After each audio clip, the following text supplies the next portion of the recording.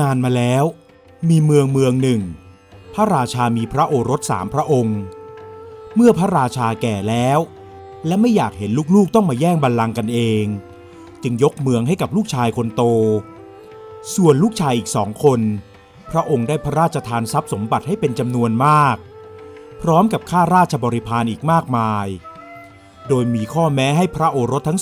2ต้องออกไปก่อร่างสร้างเมืองกันเองพระโอรสทั้ง2 พระองค์ก็ยินดีทำตามคำสั่งของพระบิดาทั้ง2พร้อมด้วยพระมเหสีและข้าราชบริพารรวมถึงประชาชนบางส่วนที่รักเจ้าชายทั้ง2พากันออกเดินทางออกจากเมืองไป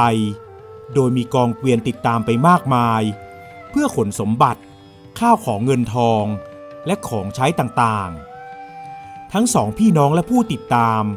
เดินทางรอนแรมมาเป็นเวลานานแต่ก็ไม่เจอที่ที่เหมาะสมที่จะสร้างเมืองใหม่เสียทีจนกระทั่งวันหนึ่งทั้ง2ได้มาเจอที่ดินสวยงามกว้างใหญ่ด้านหลังเป็นแนวทิวเขาทอดตัวยาวเหมือนเป็นปราการป้องกันศัตรูด้านหน้ามีแม่น้ำสายใหญ่ไหลผ่านทุ่งราบตรงกลางก็มีดินอุดมสมบูรณ์เหมาะที่จะสร้างเมืองและทำการลงหลักปักฐานให้ข้าราชบริพารและชาวเมืองที่ติดตามมาได้สร้างบ้านเรือนเพาะปลูกทำมาหากินได้ราชาผู้พี่ได้สั่งให้ทหารจัดการสร้างกระโจมชั่วคราวเอาไว้เพื่อพักพิงในระหว่างรอสร้างวังและกำแพงเมืองแม้จะเป็นกระโจมชั่วคราวแต่ก็ใหญ่โตสมฐานะตำแหน่งพระราชา2 พี่น้อง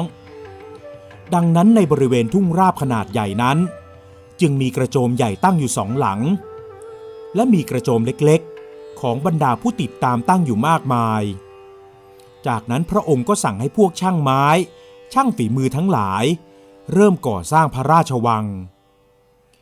เมื่อเริ่มสร้างวังได้แรกๆทุกอย่างก็ดำเนินไปได้ด้วยดีและราบรื่นวังอันสวยงามใหญ่โตเป็นรูปเป็นร่างมองเห็นเขาความสวยงามและยิ่งใหญ่ทว่าพอเริ่มสร้างวังชั้นที่2ก็ปรากฏว่าสร้างไปได้เพียงนิดเดียวก็บังเกิดแผ่นดินไหวอย่างรุนแรงทำให้วังที่วางโครงสร้างชั้นที่2พังถล่มลงมาไม่มีชิ้นดีทำไมถึงเป็นเช่นนี้ไปได้พระราชาผู้พี่เอ่ยด้วยความโกรธกริ้วเพราะวังที่เริ่มจะสวย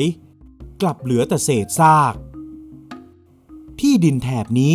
คงเป็นเช่นนี้กระมังท่านพี่ถึงได้ไม่มีใครมาสร้างบ้านเรือนเอาไว้เลยสักหลังทั้งที่มีทำเลสวยงามถึงเพียงนี้ราชาผู้น้องคาดการณ์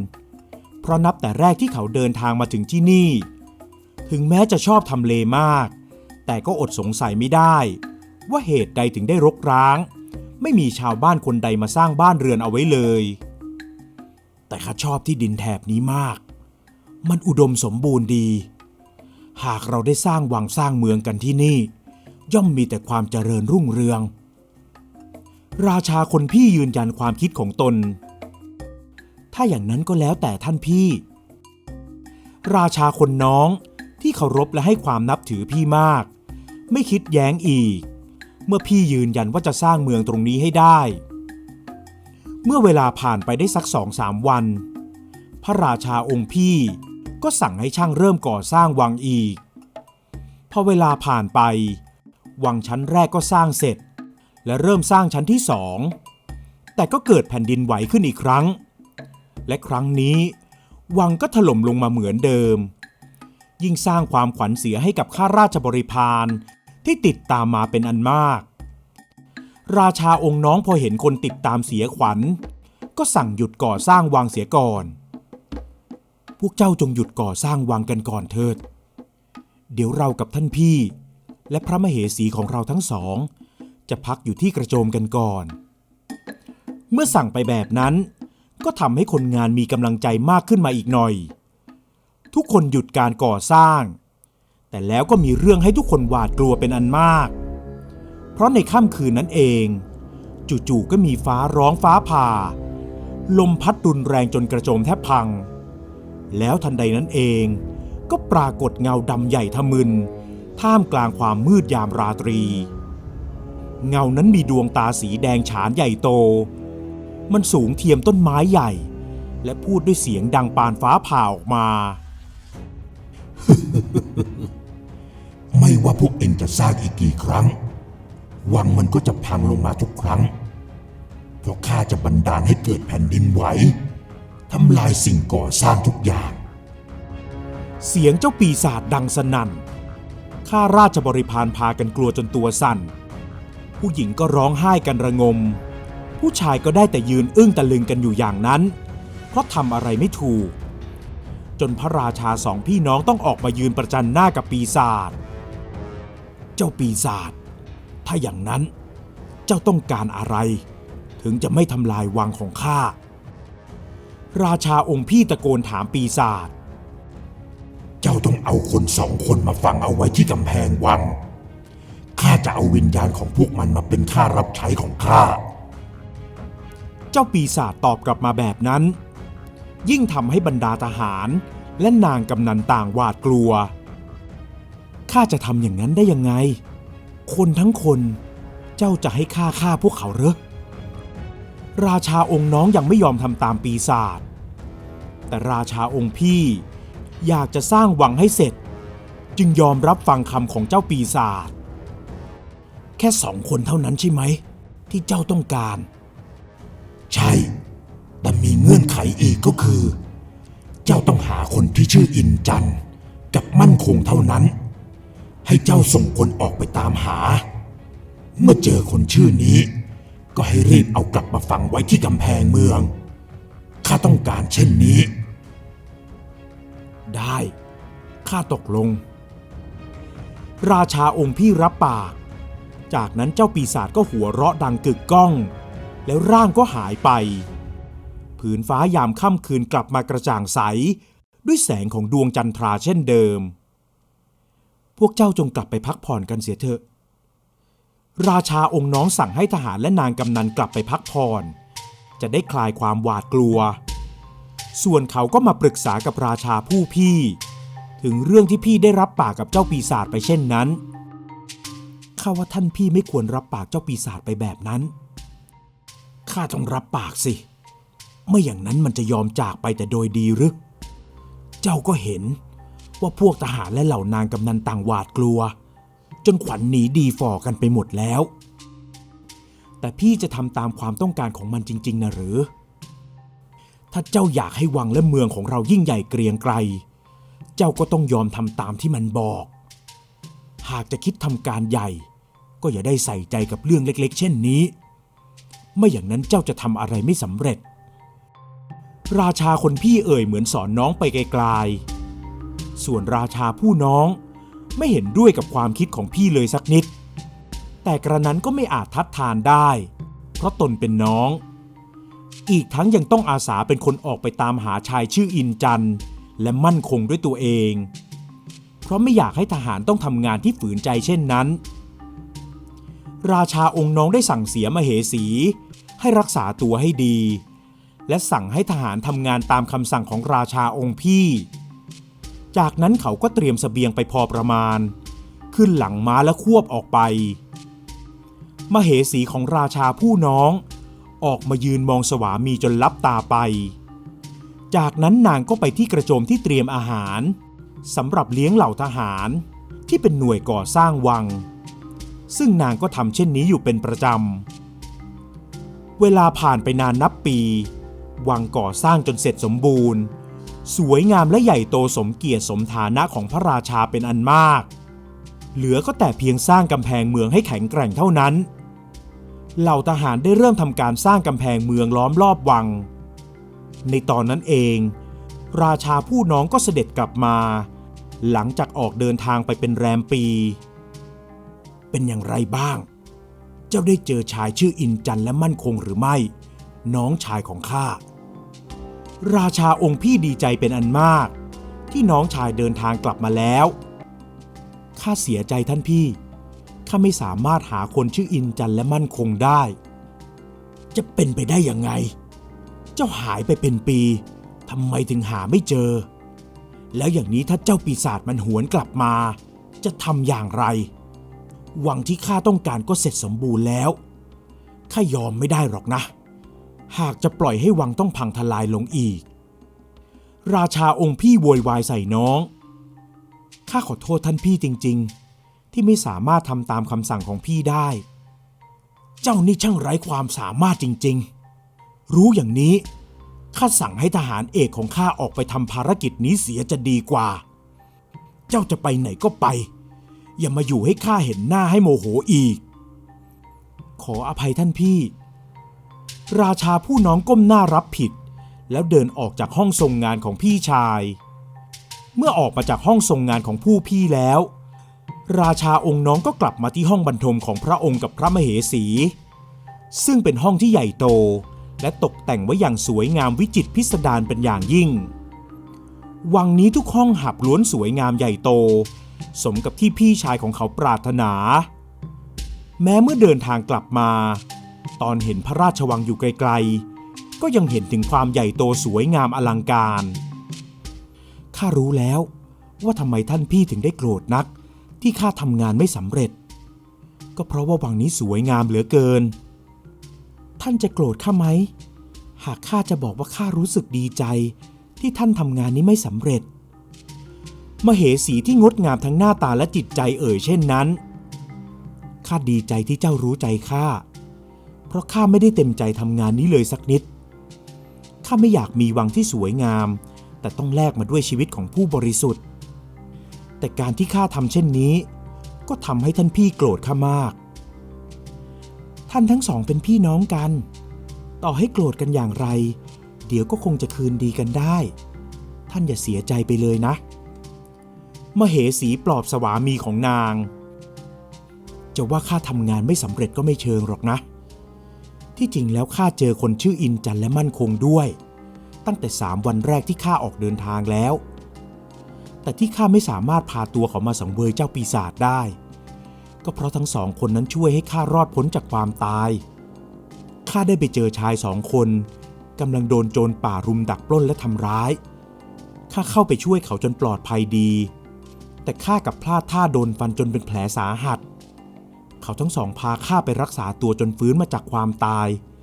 ทั้งยังหาอาหารมาบำรุงดูแลจนแข็งแรงดีพอเป็นแบบนี้ข้าเลยจับตัวเขามาไม่ลงข้าเลยเลือกที่จะออกเดินทางท่องเที่ยวต่อไปเรื่อยๆพบปะผู้คนมากมายและได้ฟังเรื่องราวของเจ้าปีศาจร้ายตนนั้นมาด้วยว่ามันเป็นปีศาจที่อยู่บนยอดเขาสูงที่แนวทิวเขาด้านหลังนั่นเองมันคอยดักจับคนมากินเป็นอาหารถึงไม่มีใครมาตั้งรกรากแถบนี้อย่างไรกันเล่าอ๋อเป็นเช่นนี้นี่เองข้าเชื่อว่าถ้าเราร่วมใจกันเราต้องปราบปีศาจได้ราชาผู้น้องเอ่ยอย่างมีความหวังทว่าความหวังของราชาองค์น้องกับมเหสียังไม่ทันสำเร็จก็เกิดเรื่องขึ้นเสียก่อนเมื่อคืนต่อมาเจ้าปีศาจก็มาปรากฏกายอยู่กลางสวนของพระราชวังมันส่งเสียงร้องคำรามกึกก้องทำให้ทุกคนอกสั่นขวัญหายพากันร้องไห้ระงมราชาทั้ง2 องค์รีบออกมาเผชิญหน้ากับมันเพื่อเป็นขวัญและกำลังใจให้กับข้าราชบริพารทุกคนเจ้าทำสำเร็จหรือไม่เจ้าปีศาจเอ่ยถามด้วยเสียงดังน่ากลัวข้าราชาองค์พี่รู้สึกหวาดกลัวเจ้าปีศาจไม่น้อยเพราะดวงตาของมันแดงก่ำดุจเปลวเพลิงเขาจึงพูดตะกุกตะกักจนราชาองค์น้องต้องพูดเสียเองข้าหาคนชื่ออินจันทร์มั่นคงไม่เจอหรอกทั้งที่ข้าออกเดินทางมาเป็นแรมปีพวกเจ้ามันไม่รักษาคำพูดถ้าอย่างนั้นข้าจะทำลายวังของพวกเจ้าเสียบัดนี้จากนั้นก็บังเกิดลมพายุพัดหมุนวนอย่างรุนแรงจนต้นไม้ล้มหักโค่นข้าวของปลิวกระจัดกระจายตามมาด้วยเสียงคลางคลืนดังสนั่นพื้นแผ่นดินเริ่มสั่นไหวราชาองค์พี่กลัวว่าวังอันสวยงามของตนจะถูกทำลายจนราบคาบเป็นหน้ากลองอีกจึงรีบร้องตะโกนขอต่อรองหยุดก่อนเถอะท่านอย่าได้ทำลายวังของเราอีกเลยมีทางอื่นใดที่จะทำให้ท่านพอใจได้บ้างหรือไม่ท่านพี่จะไปต่อรองกับเจ้าปีศาจมันทำไมราชาองค์น้องไม่พอใจที่พี่ชายไปต่อรองกับเจ้าปีศาจร้าย เราต้องรักษาวังเอาไว้ เจ้าจะยอมให้วังนี้ถูกทำลายลงหรือไงราชาผู้พี่ตวาดน้องชายและในตอนนั้นเองก็มีเสียงดังกึกก้องขึ้นมาในหูของราชาทั้งสององค์หากเจ้าจะทำให้ข้าหายโกรธเจ้าจงเอาผู้หญิงคนแรกของวันรุ่งขึ้นที่เดินออกมาเอาอาหารให้กับคนงานที่สร้างกำแพงเมืองจากนั้นจงจับนางมาเป็นอาหารของข้าเสียหากพรุ่งนี้เจ้าไม่ทำตามข้าจะทำลายทั้งวังทั้งกำแพงเมืองของเจ้าให้ราบเป็นหน้ากลองเลยทีเดียวจากนั้นมันก็หายวับไปเหล่าทหารและนางกำนันจึงค่อยหายใจกันได้โล่งคอเราไม่มีทางเลือกแล้วเราต้องยอมทำตามมันไม่อย่างนั้นวังกับเมืองของเราต้องล่มสลายเป็นแน่ราชาองค์พี่บอกกับน้องอย่างหวั่นเกรงฝ่ายราชาองค์น้องรู้ดีว่าผู้หญิงคนแรกที่จะเดินออกมาจากวังแล้วนำอาหารไปให้คนงานนั่นก็คือมเหสีของเขาอย่างไม่ต้องสงสัยเพราะเป็นงานที่นางทำอยู่ทุกวันนางจะเป็นคนเข้าไปคุมนางกำนันในครัวให้ทำอาหารและนำเหล่านางกำนันแบกอาหารมาให้กับเหล่าทหารที่สร้างกำแพงเมืองทว่าบางวันก็อาจจะเป็นพี่สะใภ้ของเขาราชาผู้น้องจึงคิดว่าเมื่อไม่มีทางเลี่ยงแล้วคงต้องปล่อยให้แล้วแต่เวรแต่กรรมทั้งที่ใจแสนจะเจ็บปวดแต่ท่านพี่ก็รู้ว่าผู้หญิงที่ทำหน้าที่นั้นหากไม่ใช่มเหสีของข้าก็คงจะเป็นท่านพี่สะใภ้แน่ๆถ้าอย่างนั้นเพื่อความยุติธรรมเราจะไม่บอกเรื่องนี้ให้เมียเรารู้ตกลงไหมอย่างนั้นก็ได้ท่านพี่ราชาองค์น้องตอบตกลงทว่าเขาได้ถูกพี่ชายทรยศเพราะราชาองค์พี่ได้แอบไปบอกเรื่องนี้ให้กับมเหสีของเขาได้รู้ดังนั้นวันรุ่งขึ้นนางจึงแกล้งทำเป็นป่วยลุกไม่ขึ้นมเหสีของราชาองค์น้องจึงทำหน้าที่เช่นที่นางเคยทำตามปกติแต่ก่อนที่นางจะนำอาหารไปให้กับเหล่าทหารจู่ๆก็มีคนแก่คนหนึ่งที่เนื้อตัวสกปรกเต็มไปด้วยแผลผุพองและใส่เสื้อผ้าเก่าขาดสีมอซอเดินกระย่องกระแย่งเข้ามาที่หน้าวังพอมเหสีของราชาองค์น้องเห็นเข้าก็สงสารคนแก่นางจึงได้นำอาหารมาให้กับชายแก่ผู้นั้นโดยไม่ได้นึกรังเกียจกินเสียนะจ๊ะตากินให้อิ่มแล้วข้าจะแบ่งอาหารห่อใส่ผ้าให้ตาติดตัวไปด้วยอ้อ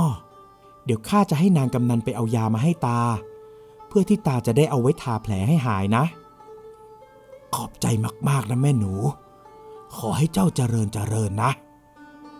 มเหสียกมือขึ้นไหว้ขอบคุณที่ชายแก่อวยพรให้กับเธอจากนั้นชายแก่ก็ค่อยๆเดินจากไปเมื่อชายแก่เดินจากไปแล้วมเหสีก็นำเหล่านางกำนันแบกถาดใส่อาหารไปยังเหล่าทหารแต่ยังไม่ทันที่ทหารจะได้กินอาหารราชาองค์พี่ก็เดินออกมาและออกคำสั่งเสียงดังจับตัวนางเอาไว้ท่านพี่ท่านสั่งให้ทหารจับข้าทำไมกันนางเอ่ยถามพี่ชายสามีเจ้าจงเสียสละชีวิตของตัวเองเถิดเพราะถ้าหากเจ้ายอมให้ข้าจับเจ้าส่งให้ปีศาจเมืองของเราก็จะไม่โดนเจ้าปีศาจทำลายราชาผู้พี่เอ่ยอย่างนั้นส่วนสวามีของนางก็เดินออกมาด้วยสีหน้าเศร้าหมองท่านพี่ท่านรู้เรื่องนี้ด้วยหรือไม่ข้ารู้เมื่อคืนเจ้าปีศาจได้บอกกับข้าและท่านพี่เราสองคนรู้ดีว่าหากไม่ใช่เจ้าก็จะเป็นมเหสีของท่านพี่ที่ทำหน้าที่นี้ข้าไม่อยากให้เป็นอย่างนั้นเลยแต่ในเมื่อเช้าวันนี้เป็นเจ้าที่ทำหน้าที่นี้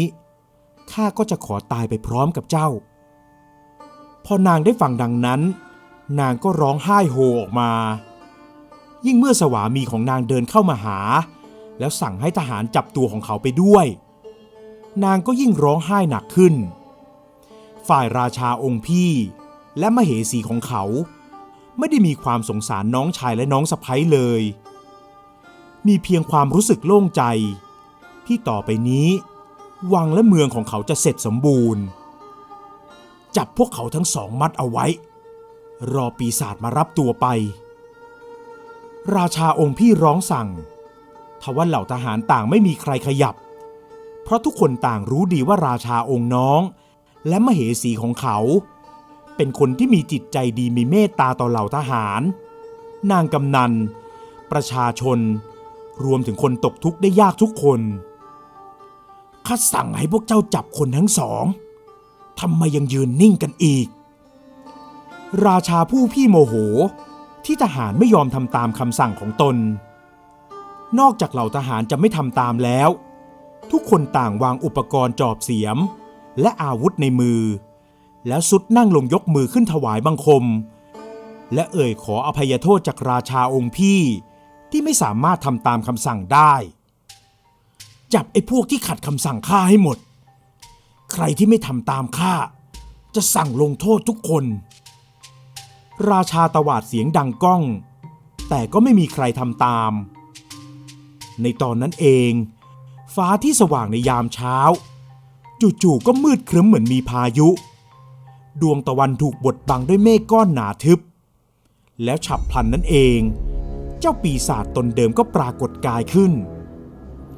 ทุกคนต่างหวีดร้องด้วยความหวาดกลัว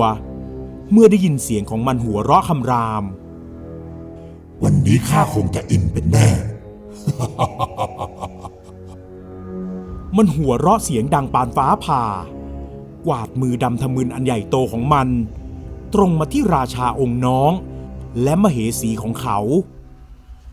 แต่ก่อนที่มันจะได้ตัวราชาองค์น้องกับมเหสีไปก็ปรากฏแสงสีขาวพุ่งเข้าใส่ร่างของมันจนผงะหงายไปเจ้าปีศาจร้องด้วยความเจ็บปวดมันพยายามตะเกียกตะกายลุกขึ้นยืนแต่พอมันยันตัวลุกขึ้นนั่งได้มันก็โดนสายฟ้าฟาดเข้าใส่ร่างอีกจนล้มลงไปอีกครั้งมันคำรามร้องด้วยความเจ็บปวดสุดแสนทุกคนต่างหันไปมองต้นกำเนิดของแสงสีขาวที่ทำร้ายเจ้าปีศาจตนนั้นก็ปรากฏเป็นชายแก่คนที่ได้รับอาหารไปจากมเหสีของราชาองค์น้องเมื่อตอนเช้านั่นเองตาคนนั้นนั่นเองทุกคนต่างพูดเป็นเสียงเดียวกันจากนั้นชายชราก็กลายร่างเป็นชายหนุ่มที่มีรัศมีสีเขียวเรืองรองทุกคนรับรู้ได้ในทันทีว่าเขาคือพระอินทร์นั่นเองเขาได้จัดการปราบเจ้าปีศาจร้ายจนกระทั่งมันสิ้นฤทธิ์และขาดใจตายทุกคนที่เห็นเหตุการณ์ต่างก้มลงและยกมือไหว้ผู้ชายคนนั้นด้วยความเคารพนบนอบแม้แต่ราชาองค์พี่และมเหสีของเขาฝ่ายราชาผู้น้องพอเห็นพระอินทร์ในร่างชายหนุ่มก็จำได้ทันทีว่าคือนายอินจันทร์คนที่เขาเคยช่วยจากโจรป่าและนายอินจันทร์ก็เคยช่วยชีวิตเขานั่นเองพระอินทร์ผู้มาช่วยปราบปีศาจยกมือขึ้นแล้วชี้มาที่ราชาผู้พี่ก่อนจะตรัสด้วยพระสุรเสียงอันดังลั่นเจ้าขอรับท่านองค์อินราชาองค์พี่ยกมือขึ้นพนมระหว่างอกด้วยความเคารพกึ่งกริ่งเกรงเพราะดวงตาของพระอินทร์ที่มองมายังเขานั้นแข็งกร้าวมากเจ้าไม่เหมาะกับการเป็นพระราชาหรือเป็นผู้นำของใครเพราะเจ้าคิดแต่เรื่องส่วนตัวของเจ้าเท่านั้นไม่มีความเมตตาต่ออาณาประชาราษฎร์แม้แต่กับน้องชายและน้องสะใภ้ของเจ้าก็ยังทรยศหักหลังความไว้เนื้อเชื่อใจของเขาข้าขอสั่งให้เจ้าจงก้าวลงจากฐานะพระราชาเสียมิฉะนั้นข้าจะลงโทษเจ้าให้สาสมข้าขออภัยองค์อินข้าเพียงแต่อยากให้เมืองและวังของข้าแข็งแกร่งจะได้ไม่มีผู้ใดมาทำลายได้นั่นแหละเจ้าถึงคิดแต่สิ่งก่อสร้างไม่ได้คิดถึงจิตใจของผู้ที่ด้อยกว่าเพราะฉะนั้นเจ้าไม่เหมาะที่จะเป็นผู้ปกครองใครข้าขอให้น้องชายของเจ้าได้ขึ้นมาเป็นพระราชาแทนและเจ้าจงไปดำรงตำแหน่งเป็นเพียงมหามนตรีเท่านั้นหากเจ้าฝืนคำสั่งของข้าจะลงโทษเจ้าเสียให้สาสมราชาผู้พี่แม้จะเสียใจที่ต้องตกจากตำแหน่งพระราชา แต่ก็หวาดเกรงอำนาจของพระอินทร์จึงต้องยอมรับคำสั่งแต่โดยดี แม้มเหสีของเขาจะไม่ยอมแต่เขาก็สั่งให้นางยอมรับตำแหน่งเมียของมหามนตรีฝ่ายทหารและเหล่านางกำนันพอได้ฟังดังนั้นต่างก็โห่ร้องด้วยความดีใจเพราะพวกเขาทุกคนต่างรักพระราชาองค์น้องมากกว่าทุกคนพากันตะโกนร้องสรรเสริญราชาและราชินีองค์ใหม่กันด้วยความยินดีพระอินทร์ได้ประสิทธิ์ประสาทพรให้กับราชาและราชินีองค์ใหม่ก่อนที่จะเหาะกลับสวรรค์ไปนับแต่นั้นมาเมืองก็ได้ตั้งหลักปักฐานมั่นคงณผืนดินแผ่นนั้นเป็นเมืองที่มีความสวยงามใหญ่โตราษฎรอยู่ด้วยความผาสุกและราชาองค์ใหม่ได้ตั้งชื่อเมืองว่าเมืองอินเพื่อเป็นการแสดงความเคารพและความกตัญญูต่อพระอินทร์ที่เป็นผู้ช่วยปราบปีศาจและทำให้บ้านเมืองนี้เจริญ